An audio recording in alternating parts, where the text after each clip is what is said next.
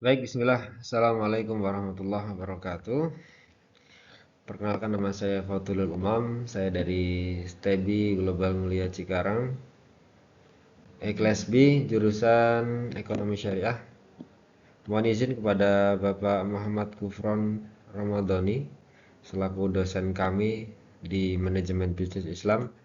Kali ini sebagai tugas mata kuliah kami, saya akan menyampaikan strategi bisnis Rasulullah SAW. Mari kita belajar bersama. Kita melihat yang pertama, kiprah perjalanan beliau dalam mengarungi dunia bisnis dimulai dari umur 12 tahun. Saat itu beliau mengikuti atau ikut bersama pamannya Abu Thalib dan beliau menuju ke Syam saat itu, berdagang ke Syam. Kemudian pada umur 17 tahun, beliau sudah berdagang di beberapa negara. Dalam sejarah dikatakan beliau sampai berdagang di 17 negara yang berbeda, di antaranya ada Syam, Yordania, Bahrain, Busra, Irak, ataupun yang lain. Kesuksesan beliau 13 tahun setelah beliau menjalani pebisnis dari umur 12 tahun, dan puncaknya di umur 25 tahun beliau sudah menjadi seorang entrepreneur yang kaya raya, sukses, cemerlang, luar biasa.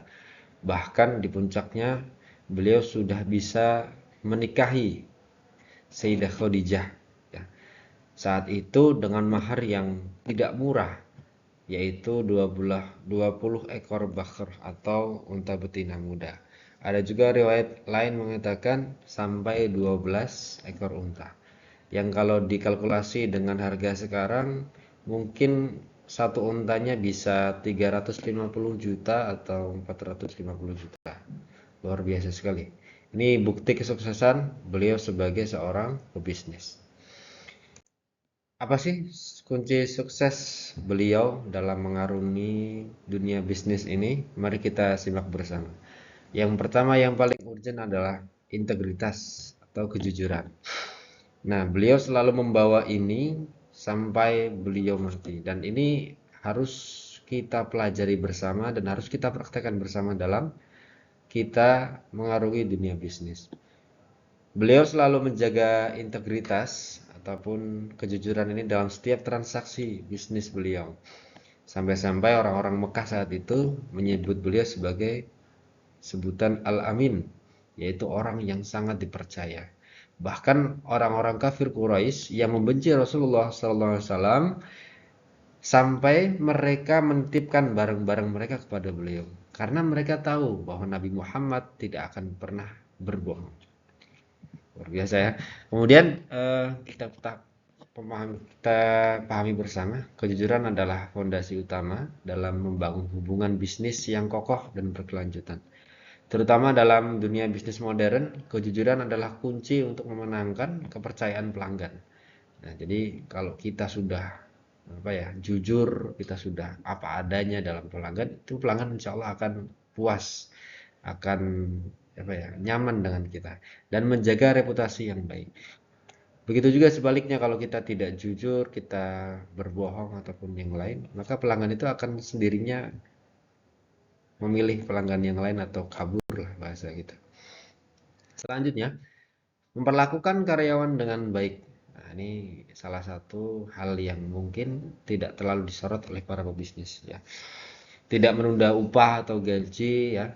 Kita pernah mendengar Rasulullah SAW bersabda, berikanlah upah pada karyawan sebelum ia kering keringatnya, sehingga tidak menzolimi karyawan kita ataupun teman kerja kita. Senang sedih dirasakan bersama dan support dalam keadaan apapun. Misal kita melihat ada karyawan kita sedang galau, sedang apa, kita support apapun yang dia inginkan gitu. Selanjutnya, yang ketiga yang perlu kita teladan dari Rasulullah adalah peduli kebutuhan pelanggan. Kita melihat apa sih kebutuhan pelanggan saat ini yang menjadi prioritas mereka gitu kan. Kita berikan pelayanan itu, kita berikan kebutuhan itu agar pelanggan terpuaskan. Menghargai pelanggan seperti menghargai diri sendiri, ya. Saat ada pelanggan datang menanyakan ini itu segala macam, kita menghargai apapun respon yang dia lakukan. Kemudian memberikan solusi yang berkualitas, tidak hanya mendapatkan keuntungan pribadi saja.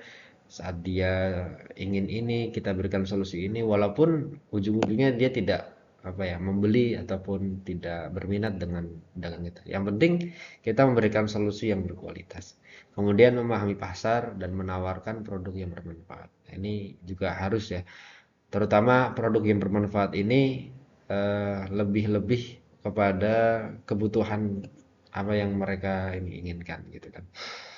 Kalau zaman dulu COVID ya, zaman 2019 2020 itu yang paling sangat ramai itu adalah tentang masker segala macamnya. Itu kita melihat peluang-peluang itu.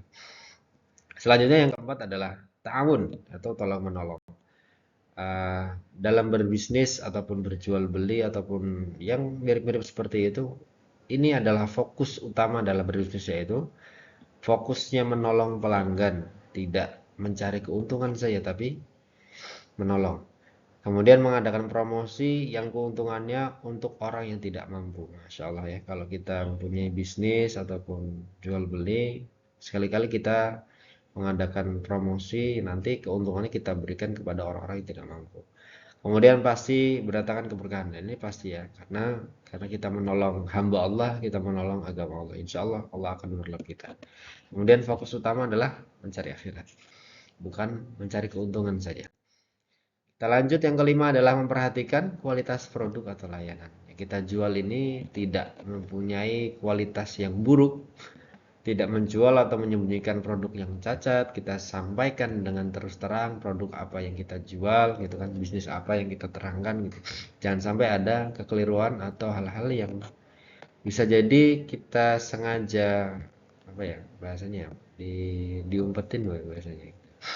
Sebuah hadis diriwayatkan dari Ibnu Majah, Uqbah bin Amir pernah mendengar Rasulullah SAW bersabda, seorang muslim adalah saudara bagi muslim yang lain. Seorang muslim tidak boleh menjual barang yang ada cacatnya kepada temannya, kecuali dia sendiri yang menjelaskan. Hadis riwayat Ibnu Majah. Ini penting ya, kalau kita melihat ada barang kita yang kurang ataupun cacat, maka kita sampaikan saja apa adanya. Barang ini seperti itu segala macam. Kemudian yang perlu kita pelajari dari Rasulullah ya, keenam adalah mengelola resiko dengan bijaksana. Dalam berbisnis, seorang tidak harus langsung berhasil ya. Seperti yang dilaksanakan Rasulullah SAW. Dalam umur 12 tahun beliau ikut orang dulu, beliau ikut pamannya ya. Sampai kurang lebih 13 tahun beliau menjalani bisnis ini dan baru berhasil. Pasti akan ada cobaan setiap tahunnya, setiap harinya mungkin ya, kegagalan yang harus dia lalui. Yang paling penting adalah seorang pengusaha muslim selalu berikhtiar dan bersandar kepada Allah. Tidak bergantung kepada keinginan pelanggan. Wah, ini pelanggannya nggak ada, saya stres segala macam. Semua kita sandarkan semuanya kepada Allah. Kemudian yang ketujuh adalah tidak menumpuk harta. Yang dimaksud di sini adalah tidak menimbun uh, sesuatu yang nanti akan misalnya mahal gitu kan. Menimbun barang yang akan dijual yang nanti dijual dengan harga yang lebih tinggi. Nah, itu tidak boleh dalam Islam. Hal ini akan menciptakan ketidakberkahan rezeki serta menimbulkan perpecahan. Nah, itu pasti ya. Orang-orang akan menilai dia ngejualnya pas lagi mahal-mahalnya gitu kan. Lagi butuh-butuhnya kita malah dijual yang mahal. Itu sangat menzalimi sekali. Yang kedelapan adalah bersaing dengan sehat. Sesama pedagang walaupun penjualannya sama, tapi kita tidak boleh mengejek-ngejek, menjelek-jelekan usaha orang lain supaya pelanggan membeli terhadapmu. Misalnya saya punya buku ini, buku di sana itu jelek-jelek deh, pokoknya nggak bagus lah. Nah, itu tuh hal-hal yang harus kita jauhi. Kan? Rasulullah SAW bersabda, janganlah seorang di antara kalian memiliki tujuan dalam menjelekan apa yang dijual yang lainnya. Muttafaqun alaih. Nah, yang tadi sampaikan ya, tidak boleh kita menjual barang kemudian penjualan kita itu malah menjelekan penjualan orang-orang yang lain. Yang kesembilan adalah transaksi tanpa paksaan. Dalam berbisnis ataupun jual beli kita harus saling ridho, saling ikhlas, akadnya jelas gitu kan. Nih penjual dan pembeli sama-sama ridho, kita sama-sama ikhlas. Jangan sampai ada pembeli yang sudah banyak nawar terus nggak jadi dan kitanya ngambek segala macam, akhirnya kita memaksa. Itu kan hal-hal yang tidak diinginkan sebagai seorang pebisnis muslim. Kemudian menjelaskan dan membicarakan dengan pelanggan sebelum membuat kesepakatan. Bener nih mau beli, udah yakin belum segala macamnya. Kita sampaikan itu agar pelanggan terpuaskan. Kemudian lakukan negosiasi sampai keduanya sepakat. Dan ini harus selesai ya, jangan sampai ada yang sesuatu yang menggantung antara kedua. Entah itu yang menjual ataupun yang membeli. Misalnya yang menjual sudah mematok harga ini, yang membeli sudah fix, tapi si penjual ini nggak ridho. Aduh, kemurahan tadi ya saya jual ya. Gitu. Begitu juga sebaliknya. Saat si menjual ini menjual barang si A dengan harga sekian, kemudian pembeli ini karena sudah lama di situ, sudah tanya-tanya, akhirnya dia nggak enak dan beli. Nah, itu kan ada hal yang apa ya kurang pas di situ ya. Karena dua-duanya harus saling ridho dan ikhlas.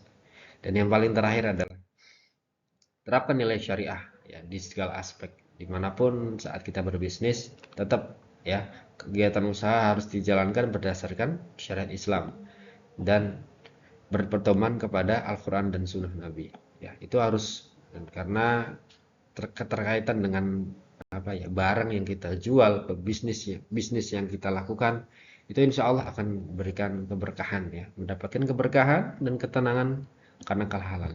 Saat kita menjual barang yang halal, kita bisnis dengan cara yang baik, insya Allah itu dijauhkan dari rasa cemas, gelisah gitu kan. Kitanya juga plong lah hatinya gitu, nggak macam-macam lah pikirannya. Kemudian dan beradaptasi perkembangan zaman. Nah, kita melihat kondisi zaman sekarang yang lagi ramai apa nih gitu kan. Kita melihat kebutuhan zaman sekarang yang kiranya dibutuhkan gitu kan.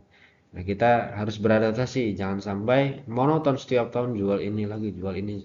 Ya mungkin bisa ya, tapi kan kita tetap apa ya, mengembangkan hasil kita, jualan kita agar tidak terlalu apa ya bahasanya kuno dalam menjualnya. Karena setiap zaman itu mempunyai ciri khas masing-masing.